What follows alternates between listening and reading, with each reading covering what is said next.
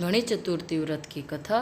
श्री गणेश चतुर्थी व्रत की पौराणिक कथा के अनुसार एक बार भगवान शिव और माता पार्वती नर्मदा नदी के किनारे बैठे थे। वहाँ माता पार्वती ने भगवान शिव से समय व्यतीत करने के लिए चौपड़ खेलने को कहा। शिव चौपड़ खेलने के लिए तैयार हो गए, परंतु इस खेल में हार जीत का फैसला कौन करेगा, यह प्रश्न उनके समक्ष उठा।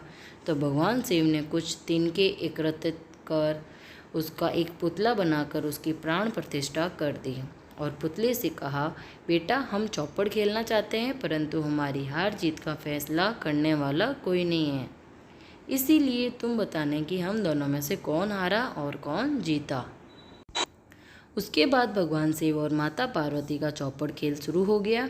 यह खेल 3 बार खेला गया और संयोग से तीनों बार माता पार्वती ही जीत गई। खेल समाप्त होने के बाद बालक से हार जीत का फैसला करने के लिए कहा गया, तो उस बालक ने महादेव को विजयी बताया। यह सुनकर माता पार्वती क्रोधित हो गई और क्रोध में उन्होंने बालक को लंगड़ा होने, कीचड़ में पड़े रहने का श्राप दे दिया। बालक ने माता पार्वती से माफ़ी मांगी और कहा कि यह मुझसे अज्ञानतावश ऐसा हुआ है, मैंने किसी द्वेष भाव में ऐसा नहीं किया। बालक द्वारा क्षमा मांगने पर माता ने कहा, यहाँ गणेश पूजन के लिए नाग कन्याएं आएगी, उन्हें कहे अनुसार तुम गणेश व्रत करो, ऐसा करने से तुम मुझे प्राप्त करोगे।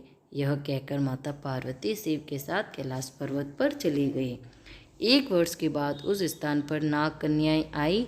तब नाग कन्याओं से श्री गणेश के व्रत की विधि मालूम करने पर उस बालक ने 21 दिन लगातार गणेश जी का व्रत किया। उसकी श्रद्धा से गणेश जी प्रसन्न हुए। उन्होंने बालक को मनोवांछित फल मांगने के लिए कहा। उस पर उस बालक ने कहा, हे विनायक, मुझ में इतनी शक्ति दीजिए कि मैं अपने पैरों से चलकर अपने माता पिता के साथ कैलाश पर्वत पर पहुँच सकूँ और वे यह देख प्रसन्न हो।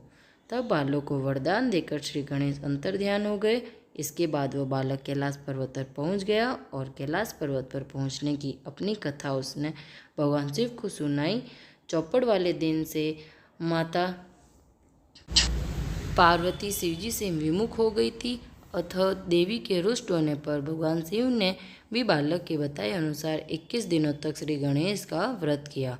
इस व्रत के प्रभाव से माता पार्वती के मन से भगवान शिव के लिए जो नाराजगी थी वह भी समाप्त हो गई।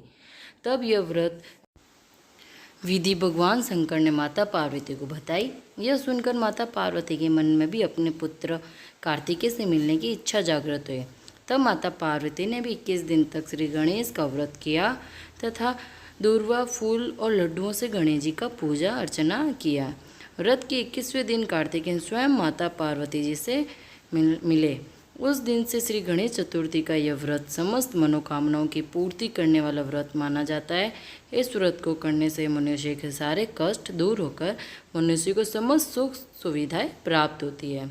तो बोलो गजानन जी महाराज की जय।